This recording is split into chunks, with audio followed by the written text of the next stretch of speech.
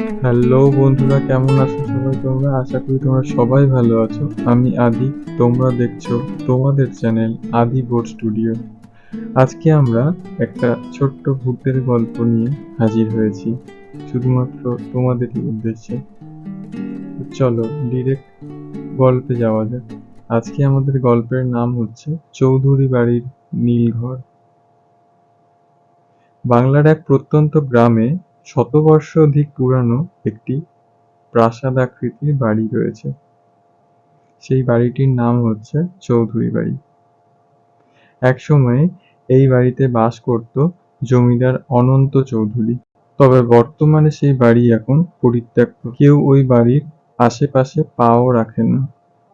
কারণ গ্রামের মানুষেরা বলে ওই বাড়িতে একটি ঘর আছে, যে ঘরটির নাম নীলঘর। ওই ঘর থেকে নাকি রাত্রে কানের পর্দা ফাটানো কান্নার আওয়াজ শোনা যায়। বলা ভালো ওই বাড়ির ওই নীল ঘরে নাকি ভূত বাস করে। আজ থেকে 10 বছর আগে শহর থেকে এক সাংবাদিক এসেছিল আমাদের এই গ্রামে। তার নাম ছিল তৌফিক তৌফিক রহমান। ভূতের অস্তিত্ব নিয়ে সে একটি তথ্যচিত্র বানাবে বলে ডকুমেন্টারি করতে এসেছিল এই গ্রামে। এবং সে তার ওই তথ্যচিত্রের জন্য ঠিক করে চৌধুরী বাড়িতে রাত কাটাবে। তিনি ছিল যথেষ্ট যুক্তিবাদী এবং ভূত-প্রেতের অস্তিত্বকে একদমই সে বিশ্বাস করত না। গ্রামের মানুষেরা অনেকবার বুঝিয়েছিল যে ওখানে যেয়েন না, ওখানে নাকি রাত্রে গেলে আর সে ফিরে আসে না। কিন্তু কারো কথাই সে কোনো রকম পাত্তা না দিয়েই সে ওই বাড়িতে প্রবেশ করে। সেই সাংবাদিক অর্থাৎ তার ক্যামেরা, টর্চ এবং রেকর্ডের যাবতীয় জিনিস সহ তার ডায়েরি নিয়ে সন্ধ্যাবেলায় ওই বাড়িটির মধ্যে প্রবেশ করেন। চারিদিকে এক অদ্ভুত নিস্তব্ধতা। চারিদিকে শুধু জঙ্গলে ভরা এবং পোকামাকড়ের আওয়াজ আর ধুলো জমা পুরানো ইতিহাস দেখা যাচ্ছে ওই বাড়ির দেওয়ালে। প্রথম কয়েক ঘন্টা বেশ ভালোই কাটলো। সে সমস্ত ঘর ঘুরে ঘুরে দেখছিল, ক্যামেরায় ধারণ করছিলেন প্রতিটি ঘরের ছবি এবং সে রেকর্ডিং করতে করতে কোনো শব্দ শোনার চেষ্টা করছিলেন, কিন্তু কোনো শব্দই সে শুনতে পাননি। এমনভাবেই বেশ কয়েক ঘন্টা কেটে যায়। তখন বাজে প্রায় রাত 1টা। হঠাৎ করেই তার টর্চের আলোটি বন্ধ হয়ে গেল। সেই অন্ধকারে হঠাৎই সে শুনতে পেল চাপা গলায় কোনো কান্নার শব্দ। নিচু গলায় কেউ যেন একভাবে কেঁদেই চলেছে, যেন সে দীর্ঘদিন ধরে কেঁদে আসছে। তৌফিক ভেবেছিল হয়তো বাইরে থেকেই ভেসে আসছে এই শব্দটি। আসলে না, আসলে শব্দটি আসছিল উপর থেকে, অর্থাৎ চৌধুরী বাড়ির সেই রহস্যময়ী নীল ঘর থেকে। তিনি সাহস করে সিঁড়ি বেয়ে ওপরে উঠলেন ওই অন্ধকারের মধ্যেই। সিঁড়ি বেয়ে ওপরে ওঠার পর সে পৌঁছালেন ওই নীল ঘরের সামনে। নীল ঘরের দরজা ছিল আধখোলা অবস্থায় এবং ওই ঘরের ভিতর থেকে ভেসে আসছিল অদ্ভুত এক গন্ধ।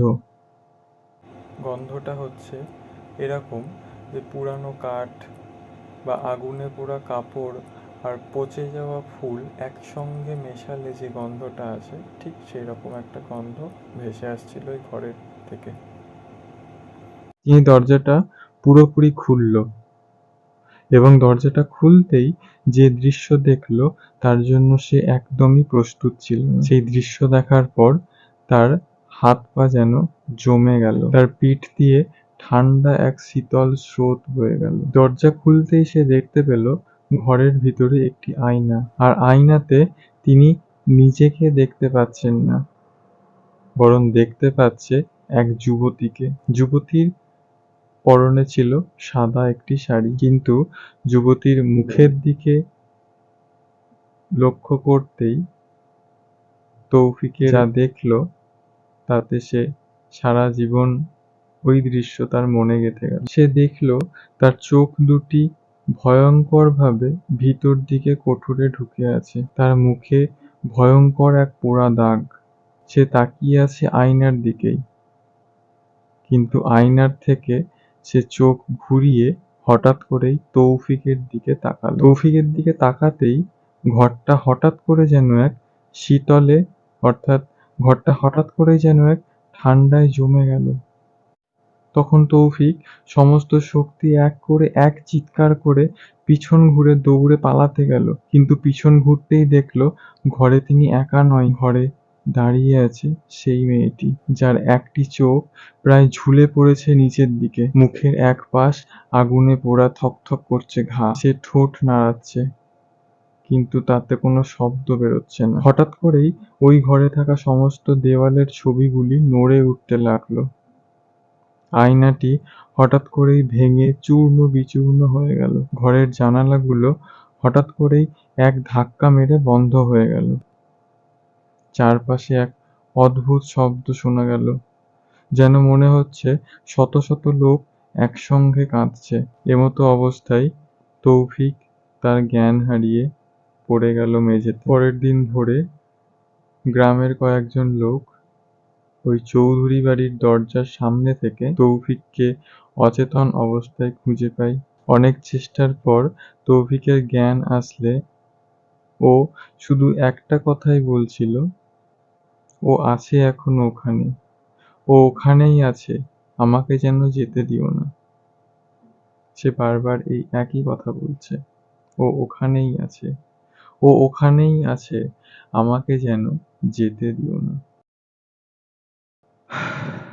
যাই হোক, তারপর তৌফিক আর কখনো কথা বলেনি। সে এখন একটি মানসিক হাসপাতালে চিকিৎসাধীন রয়েছে। সে নিজের মনেই ওই মানসিক হাসপাতালে ছবি আঁকতে থাকে এবং তার ছবির বেশিরভাগ ছবিতেই ওই পোড়া একটি মুখের ছবি সে আঁকতে থাকে। আর এদিকে ওই গ্রামের মানুষেরা বলে, এখন নাকি মাঝরাতে শুধু কান্নার আওয়াজ নয়, কান্নার আওয়াজের সঙ্গে সঙ্গে কারোর হাঁটার শব্দও শোনা যায় ওই নীল ঘরের জানালার পাশ থেকে। যেন কেউ কাউকে খুঁজে বেড়াচ্ছে প্রতিশোধের আশায়।